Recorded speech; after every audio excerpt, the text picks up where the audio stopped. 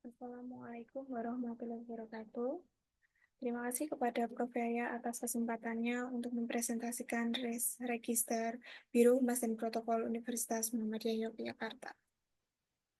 Dalam presentasi ini, saya akan menjelaskan tentang register dari Biro Humas dan Protokol UMY yang berisi tentang struktur organisasi, identifikasi risiko, faktor positif, risiko inheren, mitigasi risiko, risiko residual, profil risiko inheren, profil risiko residual, risk appetite risk report, dan kesimpulan. Sebelum saya memulai presentasi saya, izinkan saya untuk memperkenalkan diri. Nama saya Sinta Febriani, saya merupakan mahasiswa Magister Akuntansi UMY. Saya lulus S1 di UMY pada tahun 2020. Pada tahun 2020 sampai dengan 2021, saya menjadi asisten auditor internal di UMY. Kemudian sekarang saya menjadi tenaga kependidikan bagian keuangan sampai sekarang. Untuk latar belakang dari penyusunan risk register ini, Biro Humas dan Protokol UMY memiliki peran yang krusial dalam menjaga citra positif universitas dan membangun hubungan yang baik dengan berbagai pihak. Namun, dalam menjalankan tugasnya, PHP menghadapi berbagai risiko yang dapat menghambat pencapaian tujuan. Untuk mengantisipasi dan mengatasi risiko-risiko tersebut, disusunlah risk register ini. Risk register ini bertujuan untuk mengidentifikasi, menganalisis, dan mengelola berbagai potensi risiko yang dapat timbul dalam kegiatan humas dan protokol. Dengan adanya risk register, diharapkan seluruh pegawai di biro ini dapat lebih waspada terhadap potensi, ancaman, dan mengambil langkah-langkah preventif. Selain itu, risk register juga berfungsi sebagai dasar dalam menyusun strategi mitigasi risiko yang efektif, sehingga dapat meningkatkan kualitas kinerja dan memastikan kelangsungan kegiatan Biro Humas dan Protokol UMY. Selanjutnya, batasan kajian. Risk register ini akan berfokus pada identifikasi dan penilaian risiko yang berpotensi terjadi berdasarkan indikator kinerja strategis yang dibebankan ke Biro Humas dan Protokol. Berikut merupakan struktur jabatan Biro Humas dan Protokol. Dalam Biro Humas dan Protokol ini terbagi dalam 3 urusan, yaitu urusan protokol, urusan humas, dan urusan website media. Dalam Biro Humas dan Protokol ini dibebankan oleh 5 indikator kinerja strategis, yaitu 50 rata-rata jumlah publikasi berita di media cetak dan online per bulan, kemudian 6 publikasi media luar ruang per bulan, kemudian 100.000 jumlah impresi postingan di semua media sosial per bulan, kemudian 85% presentasi responden yang menyatakan bahwa citra UMY sangat baik, kemudian 85% presentasi pengunjung ke UMY yang menyatakan sangat puas. Yang pertama, identifikasi resiko. Nah, resiko yang pertama yaitu tidak tercapainya jumlah publikasi minimal 50 berita per bulan. Akar penyebab dari risiko ini yaitu satu, keterbatasan jumlah sumber daya manusia. Yang kedua, tidak ada atau kurangnya koordinasi dengan unit kerja lain di kampus untuk menyediakan informasi yang relevan dan up to date. Yang ketiga, proses review atau persetujuan berita yang memakan waktu sehingga menghambat publikasi berita tepat waktu. Indikator risikonya yang pertama, jumlah berita yang harus direvisi atau diperbaiki sebelum dipublikasikan. Yang kedua, jumlah konten yang disediakan oleh unit-unit terkait yang menjadi bahan untuk berita. Yang ketiga, rata-rata waktu yang diperlukan untuk menyelesaikan sebuah berita dari pengumpulan informasi hingga dipublikasikan. Risiko yang kedua yaitu tidak tercapainya jumlah publikasi luar ruang minimal 6 publikasi per bulan. Nah, ini akar penyebabnya yaitu satu, tidak ada koordinasi antara Biro Humas dan unit-unit di kampus dalam menyediakan informasi yang relevan untuk publikasi luar ruang. Yang kedua, tersedianya tempat untuk media luar ruang yang terbatas. Indikator risikonya yaitu frekuensi keterlambatan dalam pemasangan media luar ruang dapat mempengaruhi pencapaian target publikasi. Risiko yang ketiga yaitu tidak tercapainya 100.000 jumlah impresi dari postingan media sosial UMY. Akar penyebabnya ada 4. Yang pertama, tidak adanya strategi konten atau promosi yang efektif untuk meningkatkan jangkauan postingan. Yang kedua, postingan yang kurang menarik atau kurang relevan dengan audiens. Nah, ini menyebabkan rendahnya engagement dan impresi. Yang ketiga, algoritma media sosial yang berubah dapat mempengaruhi jangkauan dan impresi konten. Yang keempat, kurangnya SDM yang dapat memproduksi konten. Kurangnya SDM yang dapat memproduksi konten menarik secara konsisten untuk media sosial. Indikator risikonya yaitu presentasi interaksi, ada likes, comment, share terhadap total impresi yang dapat menggambarkan efektivitas postingan. Yang kedua, frekuensi postingan yang dipublikasikan di media sosial setiap bulan. Yang keempat, ada tingkat kepuasan responden tentang citra UMY di bawah 85%.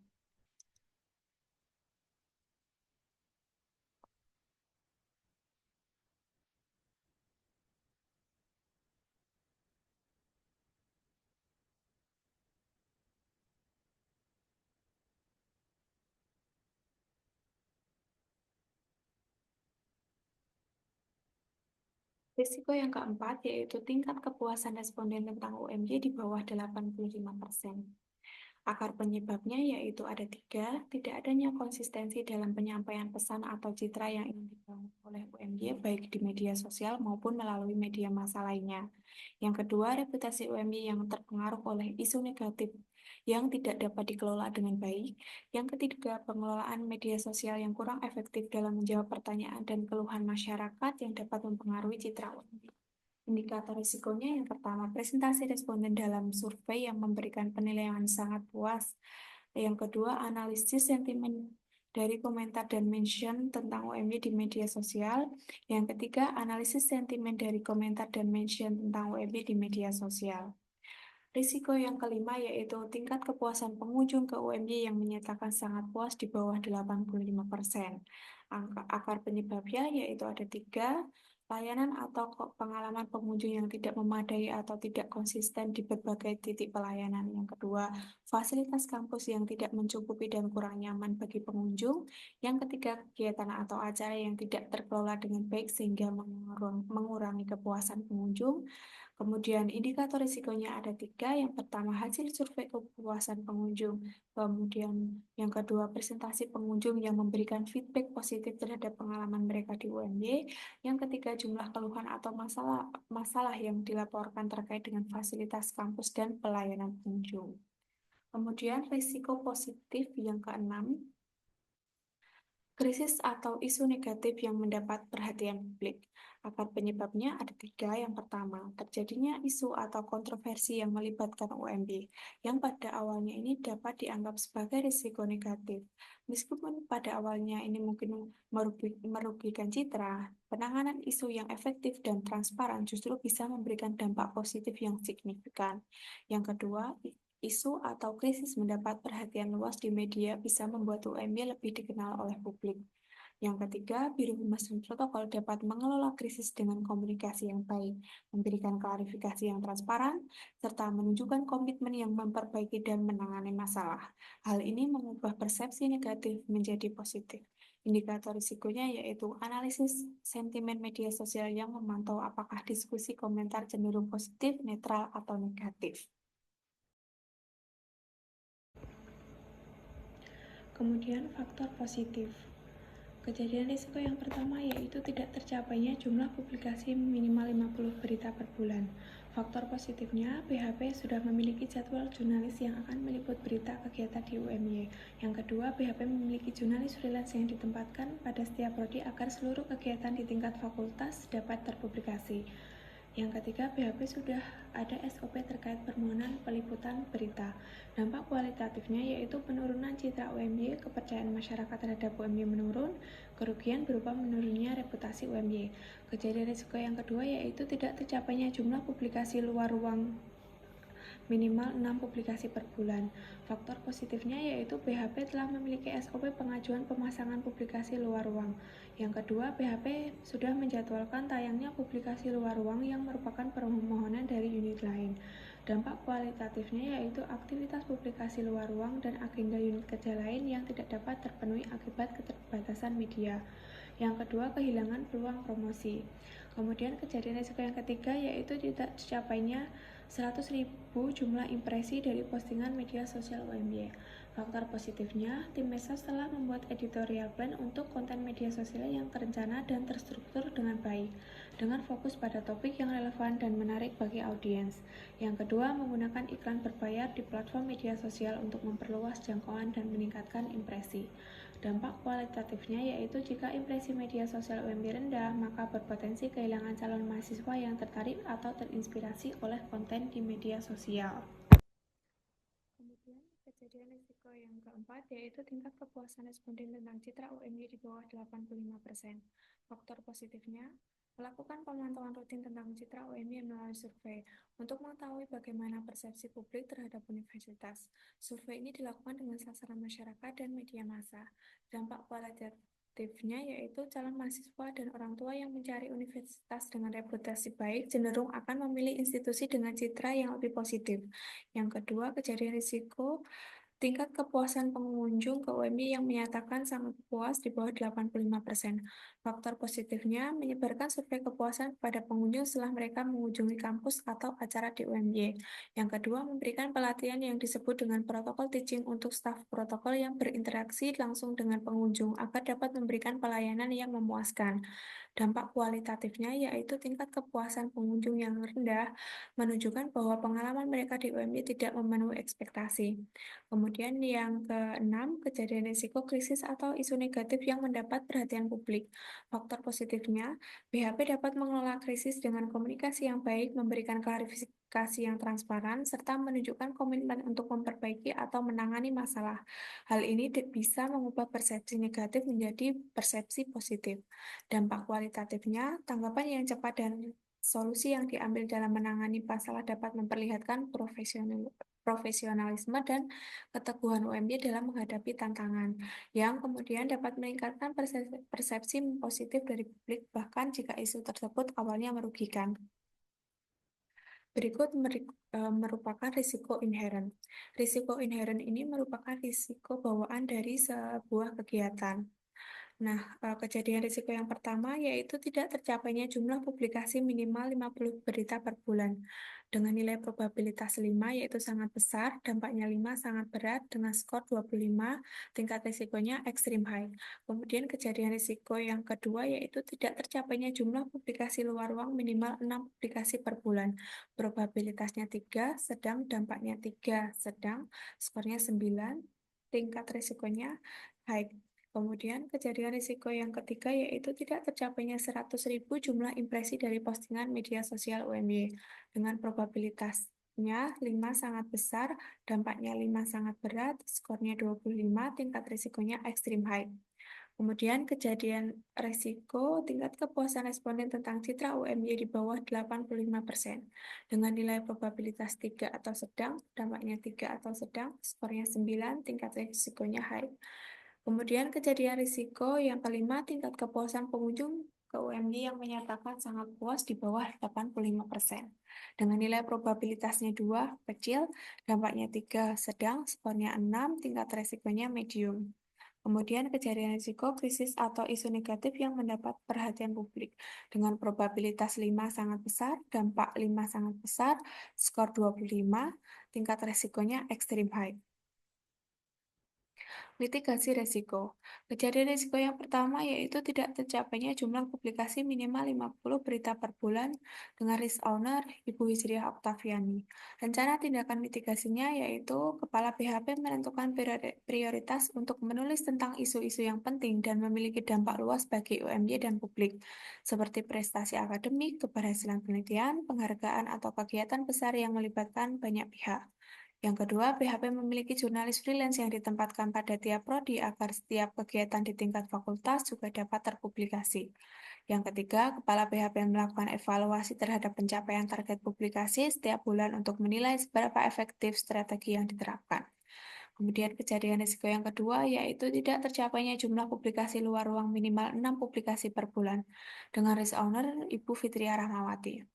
Kemudian rencana tindakan mitigasinya yaitu kepala website dan media memiliki akun eksekutif untuk menyusun rencana atau jadwal dan bulanan untuk publikasi luar ruang khususnya baliho yang ada di pintu masuk utama UMY. Kemudian rencana kejadian risiko yang ketiga yaitu tidak tercapainya 100.000 jumlah impresi dari postingan media sosial dengan risk owner Ibu Fitria Rahmawati. Rencana tindakan mitigasinya yaitu PHP menggandeng influencer, alumni, atau pihak eksternal yang memiliki pengaruh di media sosial untuk berbagi konten tentang UMY. Yang kedua, Kepala PHP selalu berkoordinasi dengan tim medsos untuk menjaga frekuensi postingan agar tetap tinggi, dengan minimal 1 postingan per hari. Kemudian PHP mengalokasikan anggaran untuk iklan berbayar di media sosial seperti Facebook Ads, Instagram Ads, atau Google Ads untuk meningkatkan jangkauan dan impresi postingan. Baik, selanjutnya adalah profil risiko inheren. Nah, tabel ini membantu untuk memahami seberapa besar kemungkinan suatu risiko terjadi dan seberapa besar dampak jika risiko tersebut benar-benar terjadi. Nah, pada tabel tersebut menjelaskan tentang probabilitas, yaitu menunjukkan seberapa besar kemungkinan suatu risiko terjadi. Semakin tinggi nilai probabilitas, semakin besar kemungkinan risiko tersebut terjadi. Kemudian dampak itu menunjukkan seberapa besar dampak suatu risiko jika terjadi. Pada risk register ini dampaknya ada dampak risiko finansial, dampak pada komunikasi, dampak pada reputasi universitas, dampak pada branding dan marketing, dan dampak pada hubungan dengan masyarakat.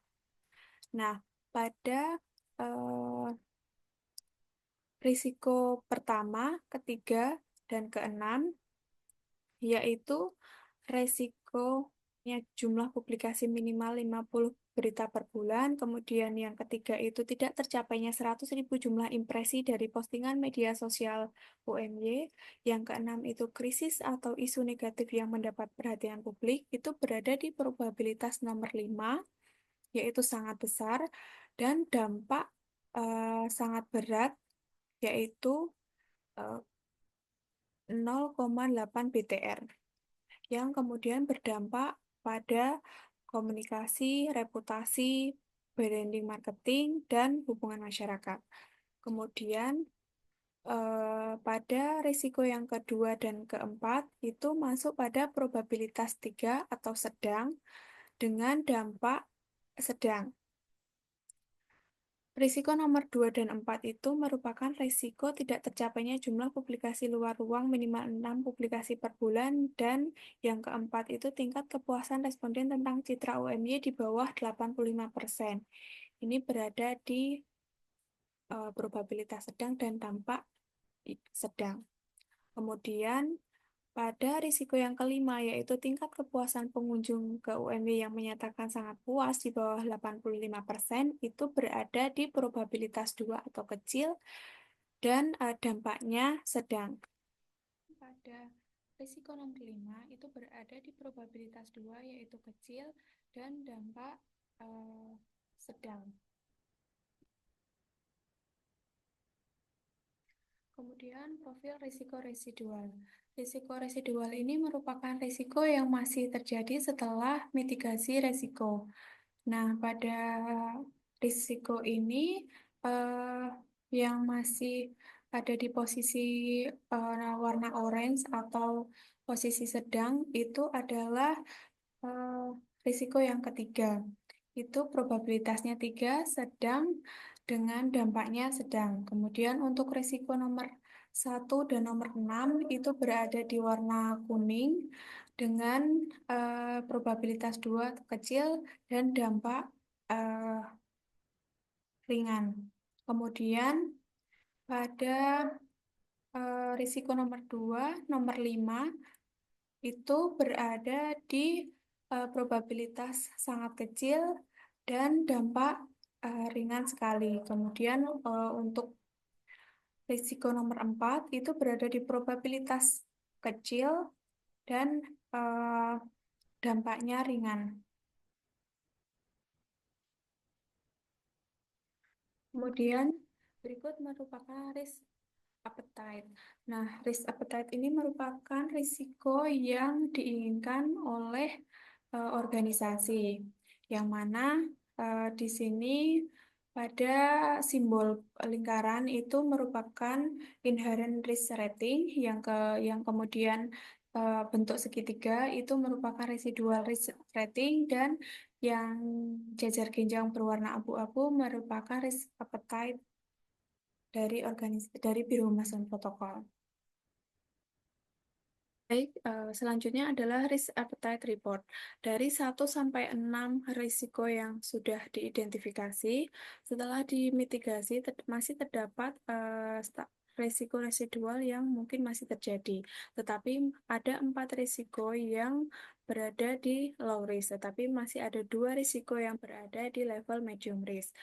Untuk kedepannya mungkin akan difokuskan untuk memitigasi risiko yang resiko residualnya masih berada di level medium risk. Kesimpulan dari risk register ini yaitu analisis risiko yang telah dilakukan terhadap Biro Humas Protokol UMY mengidentifikasi sejumlah risiko inheren yang melekat pada aktivitas sehari-hari seperti risiko reputasi. Melalui penerapan berbagai upaya mitigasi, risiko-risiko tersebut berhasil dikurangi namun tetap menyisakan risiko residual. Risiko residual yang masih ada menunjukkan bahwa meskipun telah dilakukan upaya terbaik, masih terdapat ketidakpastian yang tidak dapat sepenuhnya dihilangkan. Oleh karena itu, penting untuk terus melakukan pemantauan dan evaluasi terhadap resiko-resiko yang ada. Demikian presentasi dari risk register Biro Humas dan Protokol. Ada kurang lebihnya mohon maaf.